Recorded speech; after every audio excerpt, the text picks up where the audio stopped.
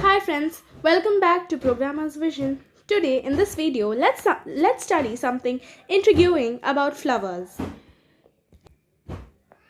The plants that have flowers are called flowering plants. Most of the flowering plants reproduce by sexual method of reproduction.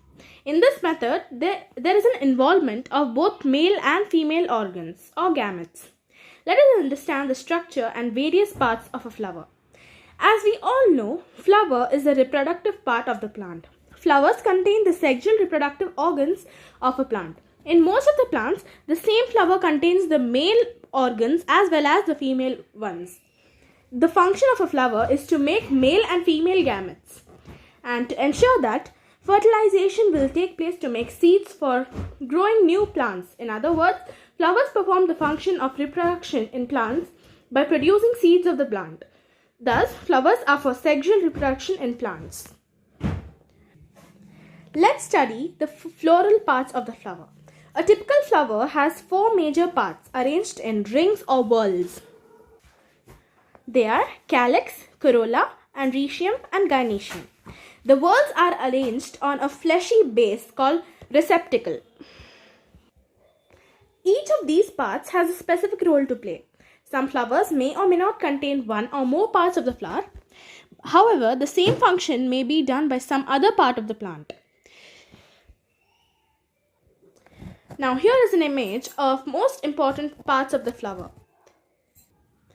The first important part of a flower is calyx. The green leaf-like parts in the outermost circle of a flower are called sepals. All the sepals taken together are called calyx. In some flowers, the sepals may be differently colored. The sepals cover and protect the inner parts of the flower in the bud stage. So the next important part of the flower is corolla. This is the second whorl of the flower and it is made of brightly colored petals. The petals lie inside the sepals. All the petals taken together are called as corolla. The petals are usually scented. And the most interesting part of the petals is to attract insects. The function of petals is to attract insects for pollination and to protect the reproductive organs which are at the center of the flower. Let's come up to the third part of the flower, which is known as androecium. This is the male reproductive part of the flower and is made up of stamens.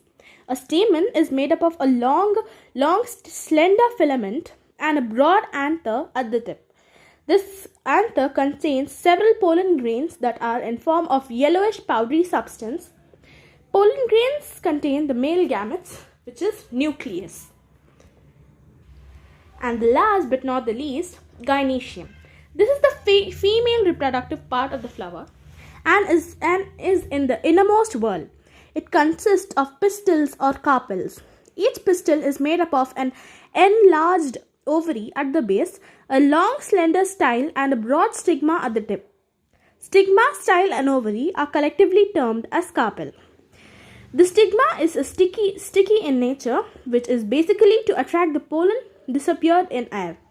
The style is a tube that leads from the stigma to the ovary and helps in the passage of pollen to the ovary. Then the ovules contain the female gametes that develop into seeds after fertilization. Ovary is the swollen part of the style. The ovary consists of ovules, which are the female gametes. So these are all the four types of the flower which we have studied now. And I hope you all have understood the concept very thoroughly. Please like, share and subscribe for more such videos. Please hit the subscribe button. Thank you. Until then, goodbye.